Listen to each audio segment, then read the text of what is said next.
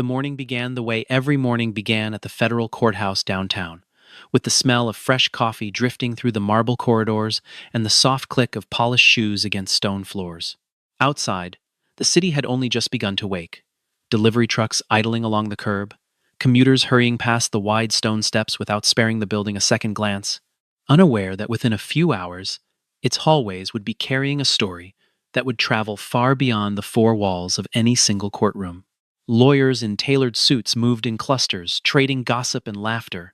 their voices echoing off the high ceilings of the building that had seen decades of verdicts handed down and lives changed forever. The kind of institutional grandeur designed to remind every visitor that what happened inside these walls mattered, that the decisions rendered here carried weight long after the people who made them had gone home for the evening. Among them stood Richard Calloway, a defense attorney whose name appeared in legal journals more often than most judges did, a man who carried himself like he owned the very air inside the room, his shoes polished to a mirror shine, his suit cut with the precision of someone who understood that appearance, in certain circles, mattered nearly as much as argument. Beside him walked Diane Foster, his longtime colleague, nodding along to whatever he said, laughing at jokes that were not particularly funny, but that she laughed at anyway, because that was simply how things worked around Richard, a dynamic the two of them had settled into years earlier and never once questioned. He had a way of making every courtroom feel like his personal stage,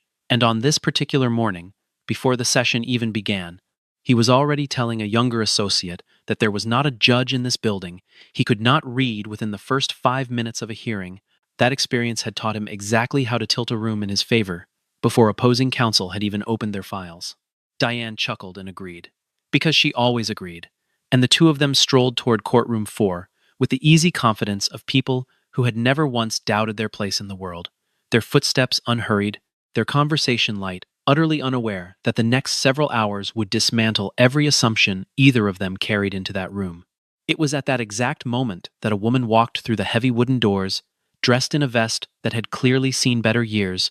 her hair pulled back simply, her expression calm and unreadable. She carried no briefcase, no stack of files balanced precariously against her hip, only a single worn folder tucked beneath her arm, and there was nothing about her entrance that suggested she expected to be noticed at all. She moved without hurry, without the performative swagger so many lawyers wore like cologne, and she took a seat near the front,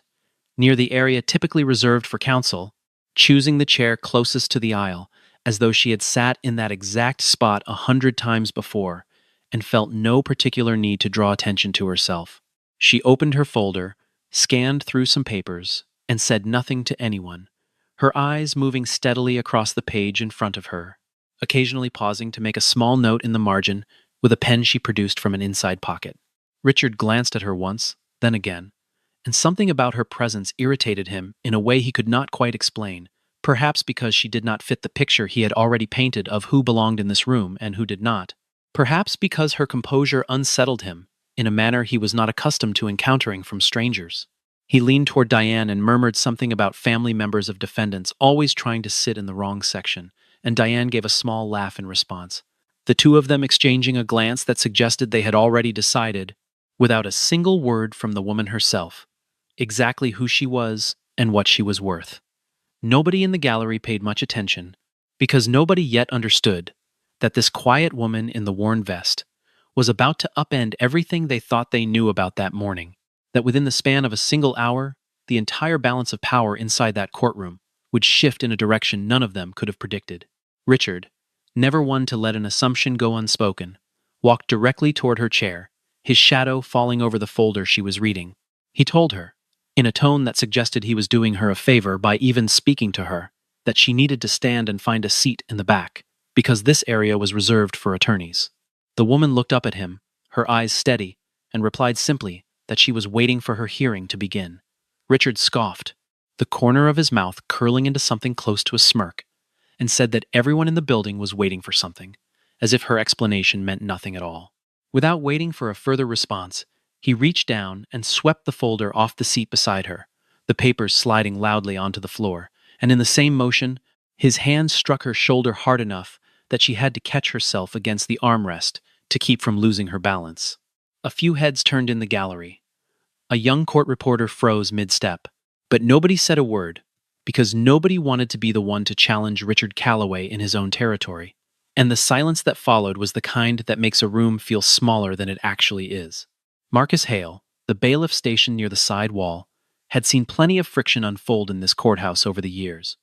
Impatient attorneys snapping at clerks, frustrated visitors raising their voices. When a hearing ran late, and his instinct in that moment was to treat this as nothing more than another instance of the same tired pattern. He noted the commotion, registered the raised voice, and made a mental decision that intervention was unnecessary, that the woman would either find another seat or quietly accept Richard's correction, the way most people did when confronted by someone speaking with that particular blend of authority and condescension. He did not yet understand that his hesitation, like the silence of everyone else in that gallery, would later feel like a small failure when measured against what the morning would ultimately reveal. For now, he simply turned his attention back toward the door, watching for the next group of attorneys due to arrive, unaware that the woman he had just dismissed from his concern was about to become the most important person in that entire building. What struck the few onlookers who did notice was not the woman's reaction, but her lack of one.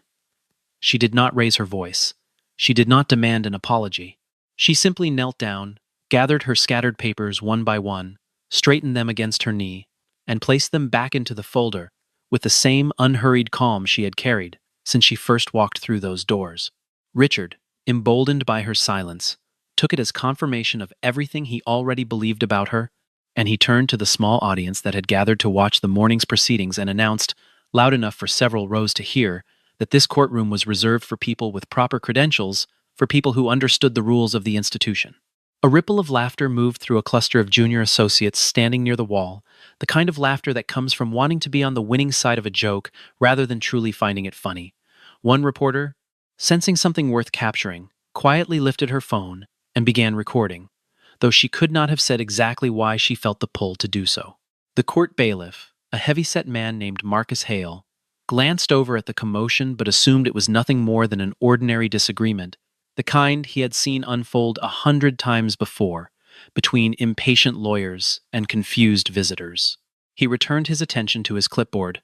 missing the full weight of what had just happened. The woman, meanwhile, simply rose, smoothed her vest, and resumed her seat, as though the incident had cost her nothing at all. For the gallery, the strangeness of her composure became its own kind of mystery. A retired schoolteacher seated 2 rows back leaned toward her husband and whispered that she had never seen anyone absorb such public humiliation without so much as a flicker of anger crossing their face. Diane, still standing beside Richard, found herself studying the woman more closely now, an uneasy feeling beginning to take root somewhere beneath her practiced smile, though she could not yet name what was bothering her. Richard, riding the high of his own performance, continued holding court among his small audience, recounting a case he had won the previous month, his voice booming with the kind of confidence that filled every corner of the room. He believed, as he always did, that he had already won this morning before a single official proceeding had even begun, that the quiet woman in the back had been put properly in her place and would cause no further disruption to his day. He could not have known how wrong that assumption would prove to be within the span of a few short minutes. The murmurs in the gallery had not yet died down when the heavy doors at the rear of the chamber creaked open and a different kind of stillness settled over the room, the kind that precedes something official. The bailiff straightened his posture. The court reporter set down her tablet and folded her hands.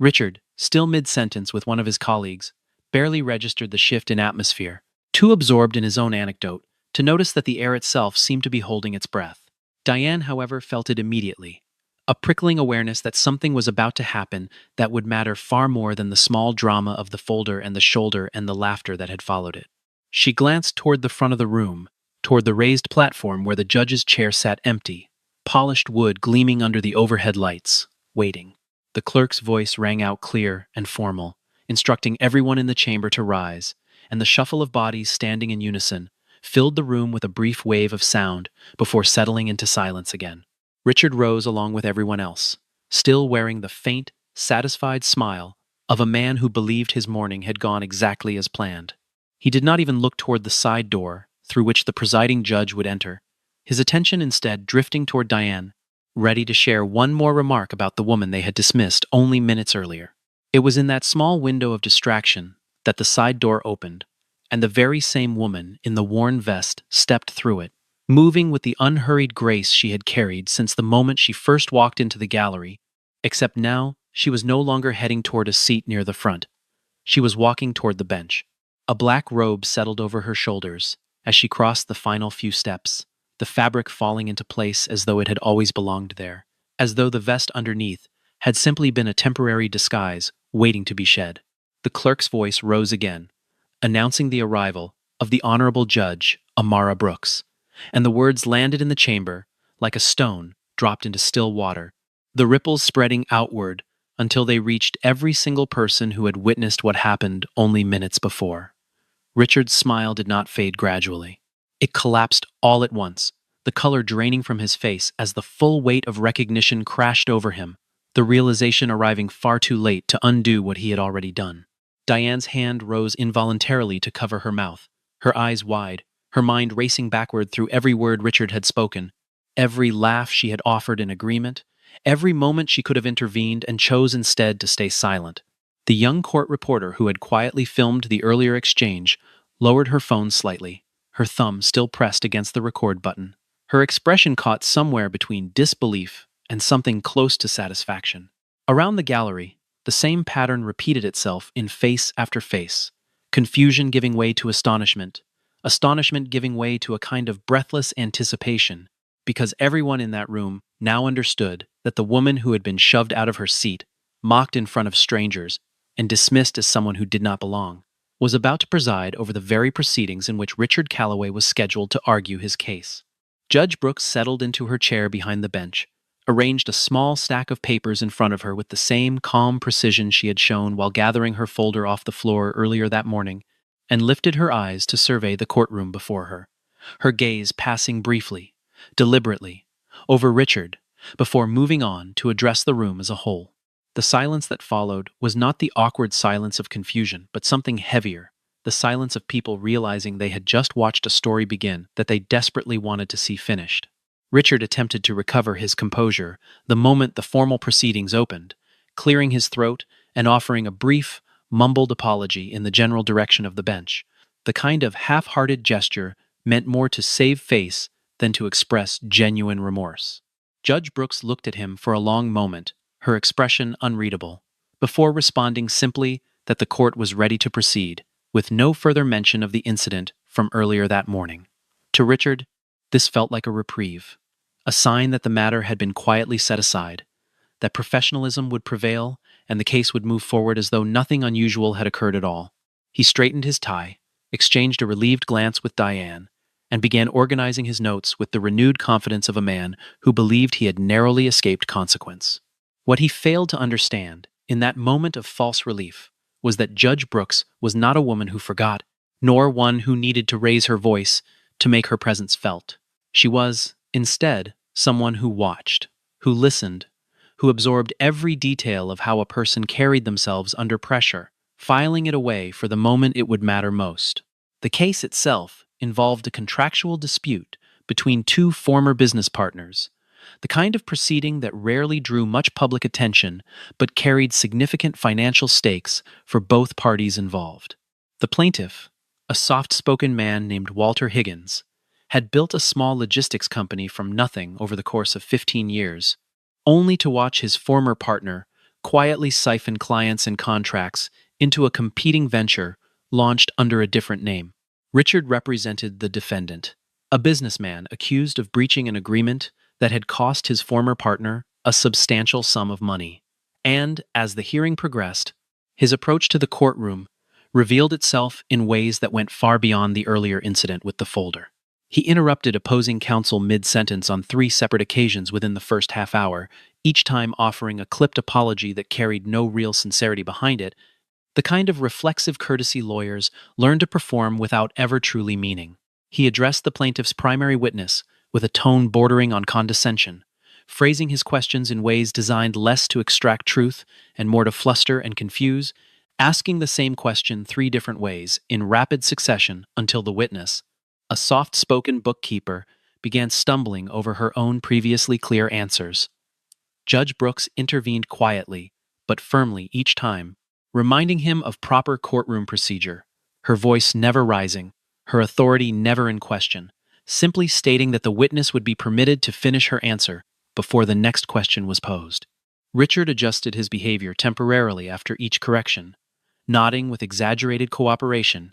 before slipping back into the same pattern minutes later, but the underlying pattern remained. A man accustomed to dominating every room he entered, through sheer force of personality, now finding himself in front of someone who refused to be moved by that force, no matter how many times he tested the boundaries of her patience. As the morning stretched into early afternoon, the proceedings began to reveal cracks in the foundation of Richard's case, cracks that had likely always been there, but had simply never been examined this closely by anyone willing to push back. He presented a series of financial records meant to support his client's version of events, the numbers laid out with the kind of polished confidence that had carried him through countless prior hearings. But under cross-examination from opposing counsel, inconsistencies began surfacing in the timeline he had constructed. Dates did not align with the documents he had submitted. A key email he referenced turned out to have been paraphrased, rather than quoted directly, the actual wording subtly different from what he had claimed in his opening remarks. A small discrepancy that opposing counsel seized upon with quiet precision. Judge Brooks, reviewing the submitted exhibits with the same unhurried attention she gave to everything, asked for the original source documents rather than the summaries Richard had provided, her request delivered without any visible irritation, simply a clear and reasonable expectation. He hesitated, shuffling through his files with visibly increasing tension, his fingers moving faster than necessary across pages he had clearly not anticipated, needing to revisit, before admitting that the original documents would need to be retrieved from his office. The admission landed heavily in the room, the first visible crack in a performance that had, until that point, seemed entirely seamless. The gallery, still buzzing quietly with the memory of the morning's incident, watched this unfold, with a growing sense that the man who had so confidently humiliated a stranger only hours earlier was beginning to lose his footing in front of everyone. The irony of his unraveling not lost on a single person seated in that room. What became clear to the handful of observers paying close attention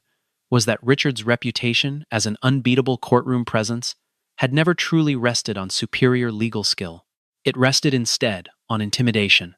on his ability to fluster opposing witnesses and pressure less experienced attorneys into folding under the weight of his confidence. He had built an entire career on the assumption that most people in the room, including many judges, preferred to avoid confrontation, rather than challenge a man who spoke with such unwavering certainty. Judge Brooks, however, operated according to an entirely different set of priorities. She did not care how loudly someone spoke or how many cases they had won in the past. She cared only about whether the evidence in front of her held together under scrutiny, and as the afternoon wore on, it became increasingly apparent that Richard's case, much like his earlier behavior in the gallery, had been built on assumptions rather than substance. 20 years before that morning, a much younger Amara Brooks had sat in courtrooms, not as a judge but as a junior attorney, fighting for every inch of respect she could earn, often against partners and senior counsel who looked at her the way Richard had looked at her only hours earlier. She remembered, with a clarity that never seemed to fade, no matter how many years passed, the first time a senior partner told her directly that she simply did not fit the image of what a courtroom lawyer should look like, the words delivered with the same casual cruelty Richard had shown that morning, as though they were simply stating an obvious fact rather than inflicting a wound. She remembered the law firm's annual gathering, where she had stood near the edge of the room for an entire evening because no one approached to introduce themselves, and the deliberate way certain partners had steered prospective clients toward her white male colleagues,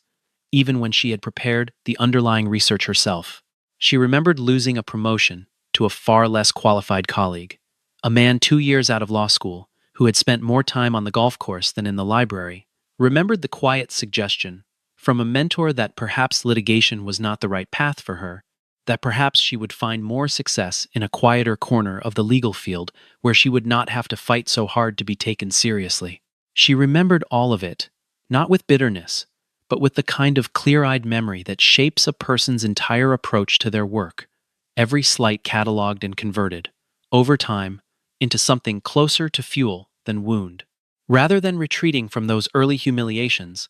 Amara had used them as fuel for a discipline that few of her peers could match. She studied late into the night, long after her colleagues had gone home, memorizing case law until it became second nature,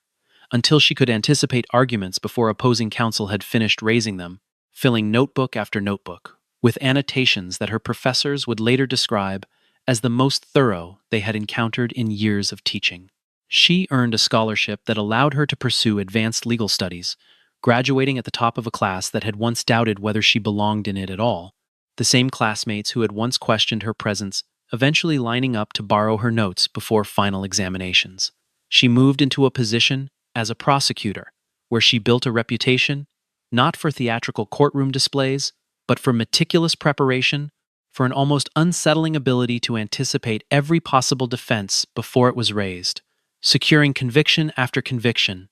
not through intimidation, but through the simple, relentless accumulation of irrefutable detail. Colleagues who once underestimated her began seeking her counsel instead, quietly approaching her office door with questions they would never have admitted needing, answered a few years earlier, and eventually, after years of quiet, relentless excellence, she was appointed to the federal bench, a position she approached not as a reward for past struggles, but as a responsibility to ensure that the courtroom remained a place where evidence and integrity mattered more than reputation or intimidation. She had never sought this position as a means of settling old scores. She had sought it because she understood, more intimately than most, how easily the scales of justice could tip in favor of those who simply spoke the loudest, and she had promised herself, long before she ever wore the robe, that she would never allow her own courtroom to operate that way. By mid-afternoon, the cracks in Richard's composure had widened into something far more difficult to hide. He raised objection after objection, with increasingly thin legal grounding, each one overruled by Judge Brooks with the same calm efficiency she had shown all day. His voice, once smooth and commanding, began carrying an edge of frustration that betrayed the confidence he had walked in with that morning. He spoke over opposing counsel again, this time drawing a direct and unmistakable warning from the bench, Judge Brooks reminding him in clear terms that further interruptions would not be tolerated. A second instance followed less than 20 minutes later, drawing a sharper rebuke, her tone still even but carrying a weight that silenced the room far more effectively than any raised voice could have. Reporters seated in the gallery, the same ones who had documented countless high-profile cases over the years, found themselves scribbling notes with unusual urgency, sensing that the story unfolding in front of them had grown into something far larger than a routine contractual dispute. The third warning arrived after Richard attempted to introduce a piece of testimony that opposing counsel objected to as both irrelevant and improperly obtained. Judge Brooks called both attorneys to a brief sidebar, her voice low but firm, and when the proceedings resumed, Richard's demeanor had shifted entirely. The easy confidence that had carried him through years of courtroom victories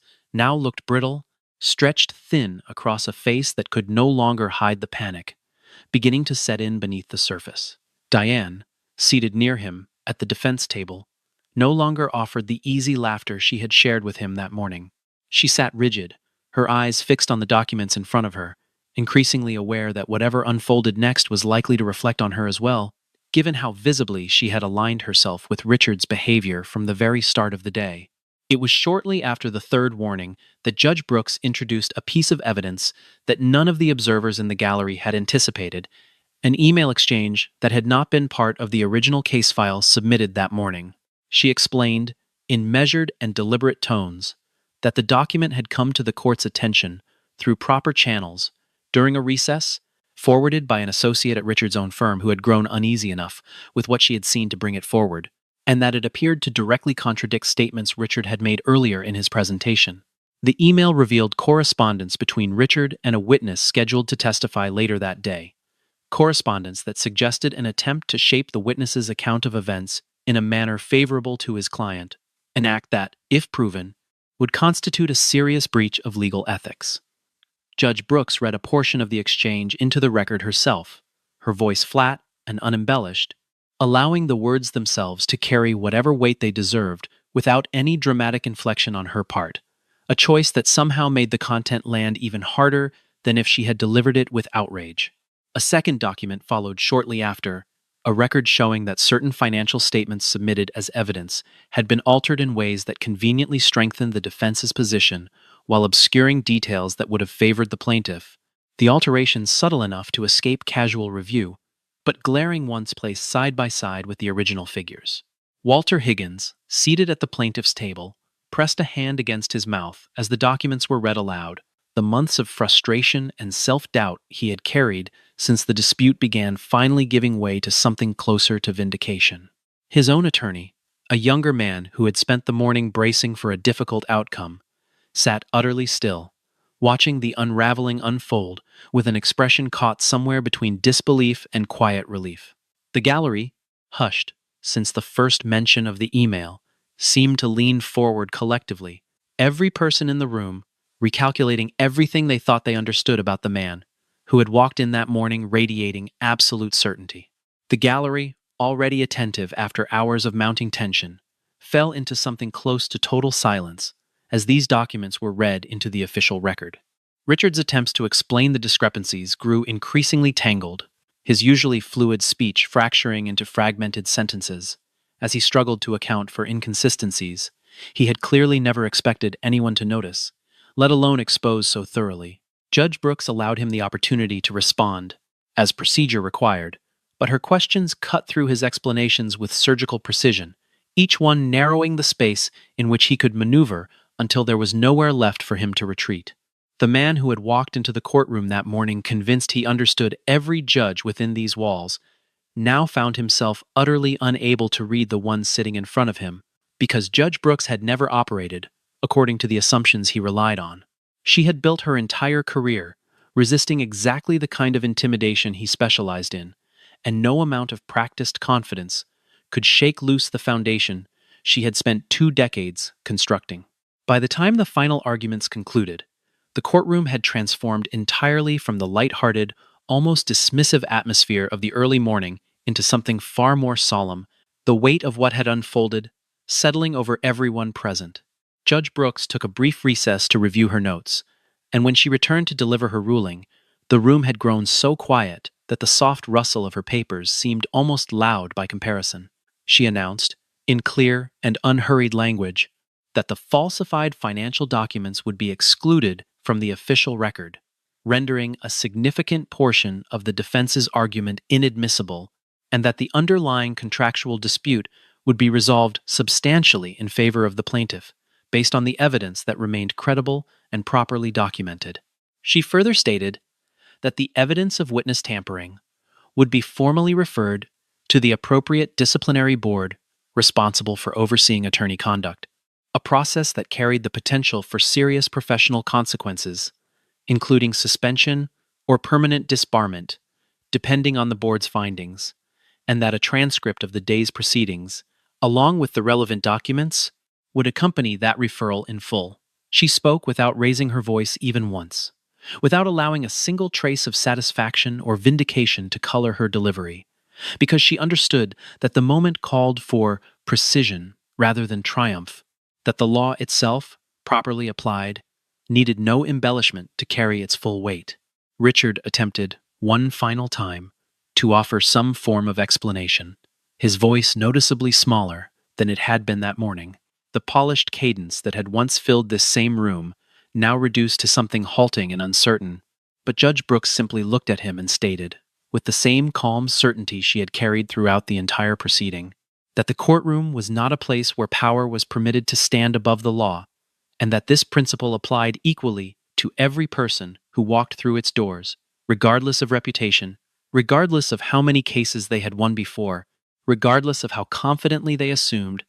they understood the room they had entered. The words landed with a finality that left no room for further argument, and Richard sank back into his chair, the silence around him deafening in its completeness. Diane stared down at the table, unable to meet anyone's eyes, the realization settling over her that her own complicity, however passive it had seemed at the time, had not gone unnoticed either. Reporters in the gallery exchanged glances, already composing in their minds the stories they would file before the end of the day, stories that would carry far beyond the walls of this single courtroom. The bailiff, who had dismissed the morning's incident as nothing more than ordinary friction between strangers, now understood with painful clarity exactly what he had witnessed and failed to act upon, a recognition that would linger with him long after the day's proceedings ended. When the session finally adjourned, Richard gathered his files in silence, his movements slower and more deliberate than the brisk efficiency he had displayed that morning. Each folder placed into his briefcase, with the careful precision of a man trying to hold together something that had already shattered. No colleagues approached to offer congratulations or commiseration. No junior associates lingered near him hoping to bask in his presence the way they had only hours earlier. The same young attorneys who had laughed at his jokes that morning, now finding sudden reasons to be elsewhere. Diane left through a side exit without a word to him, her earlier eagerness to align herself with his confidence now replaced by a clear desire to distance herself from the entire affair, her phone already buzzing with messages from colleagues, asking what exactly had happened inside that courtroom. The footage captured earlier by the young court reporter began circulating before the day had even fully ended, spreading first among legal circles, and then far beyond them, each new viewer arriving at the same conclusion that those present in the courtroom had reached hours before, watching the moment of the shove, followed inevitably by the announcement of the judge's name, the two images colliding in a way that needed no further commentary to land its point. It was never the physical shove that ultimately destroyed Richard's reputation,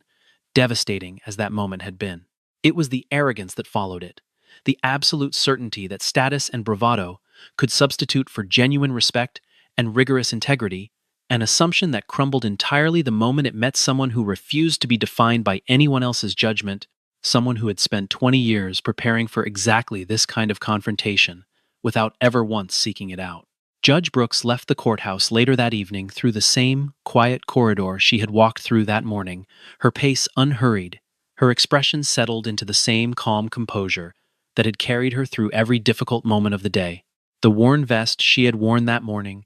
now folded neatly inside her bag, replaced for the walk home by a simple coat against the evening chill. As she approached the exit, a young woman in a modest blazer stepped forward, clearly hesitant but determined, introducing herself as Lisa Monroe, a first-year attorney who had been observing the proceedings from the back of the gallery for an unrelated matter scheduled later that afternoon, one that had been delayed long enough for her to witness everything that unfolded in courtroom 4. She told Judge Brooks, her voice trembling slightly with emotion, that watching the events of that day had reminded her why she had entered this profession in the first place, that she had spent months quietly doubting whether she truly belonged in rooms filled with people who seemed so certain of their own superiority, rooms where her own contributions in meetings were so often spoken over or quietly credited to someone else. She explained that she had nearly left the profession twice in her first year alone, that the constant performance of confidence required by so many of her colleagues felt like a language she had never quite learned to speak fluently. She thanked the judge for showing her, in the clearest possible terms, that quiet competence could outlast any amount of performative confidence, that the version of herself she had been trying so hard to suppress in order to fit in might, in fact, be exactly the version capable of succeeding in this field. Judge Brooks studied the young woman for a long moment, recognizing in her something of her own younger self. The same uncertainty, the same quiet determination, simmering just beneath the surface, the same exhausted hope of someone who had not yet decided whether this profession would break her or shape her into something stronger. She told Lisa that the law had never been particularly interested in who shouted loudest, no matter how often it appeared that way from the outside, that the appearance of dominance was so often mistaken for actual command of the facts, and that the two things were rarely the same. She explained briefly that she had once sat exactly where Lisa now stood, uncertain whether her own voice would ever carry weight in rooms built by people who had never expected to share them, and that the answer, 20 years later, had turned out to be far simpler than she had once feared. The work itself, done thoroughly and honestly, eventually spoke louder than any single person's attempt to diminish it. She offered a small, genuine smile, the first true smile anyone had seen from her since stepping into the building that morning, and told the young attorney that she should never allow another person to decide where she belonged, that the only opinion capable of determining her place in this profession was her own steady commitment to doing the work with integrity. The young woman nodded, visibly moved, unable to find words equal to the moment, and simply thanked her once more before turning toward the parking structure across the street. Judge Brooks watched her go for a moment, then continued down the corridor and out into the evening light, her silhouette growing smaller against the courthouse steps until she disappeared into the city beyond, just another figure moving through the crowd, indistinguishable to anyone who had not witnessed what she had accomplished only hours earlier. The story of that single morning would continue circulating for weeks afterward, retold in law offices and legal publications, discussed among attorneys who had never set foot in that particular courtroom, but who recognized in it something universally familiar: the timeless tension between assumption and truth, between the confidence people project and the substance that ultimately determines whether that confidence is deserved. Richard Calloway's case before the disciplinary board would unfold slowly over the following months. The details of witness tampering and falsified documents, drawing scrutiny that extended far beyond this single proceeding, opening questions about other cases he had handled in years past, cases that suddenly seemed worth re-examining in light of what had been uncovered. Former clients and opposing counsel alike coming forward with their own accounts of conduct they had once been too intimidated to formally report. Within a year, his license would be suspended pending a full review. The name that had once carried such weight in legal circles now attached primarily to the morning it all began to unravel. Diane Foster, though never formally implicated in his misconduct, found her own professional reputation quietly diminished, colleagues no longer seeking her counsel with the same eagerness. Her name now permanently linked in certain circles to the morning everything had unraveled, a reminder that silence in the face of cruelty rarely remains as neutral as it feels in the moment it is chosen. Judge Amara Brooks, meanwhile, continued presiding over her courtroom with the same unwavering composure she had always carried, neither seeking attention for what had happened nor shying away from the cases that came before her. Each new docket approached with the same exhaustive preparation that had defined her entire career, long before that morning made her name briefly familiar beyond legal circles. She never spoke publicly about the incident beyond the official record, never gave interviews or made statements designed to capitalize on the attention her story had received, declining more than one request from journalists eager to turn her into a symbol, rather than simply allowing her to continue the work she had always done. She understood, perhaps better than anyone else in that building, that dignity was never something granted by a title or a robe. It was something built quietly, over years of discipline and patience, revealed most clearly, not in moments of triumph, but in moments of humiliation. In the choice to respond to cruelty, not with anger, but with the steady, unshakable pursuit of what was right. Long after the footage had stopped circulating and the headlines had moved on to other stories, the courtroom on the fourth floor of that building continued operating exactly as it always had, attorneys arriving each morning with their arguments prepared, witnesses called and questioned, evidence weighed with the same careful attention regardless of who stood at the podium presenting it. As the courthouse lights dimmed that evening, and the building settled into its nightly quiet, the lesson of that single morning remained, etched into the memory of everyone who had witnessed it, a reminder that true authority is never announced. It is simply revealed, in the calm that remains when everything else falls away.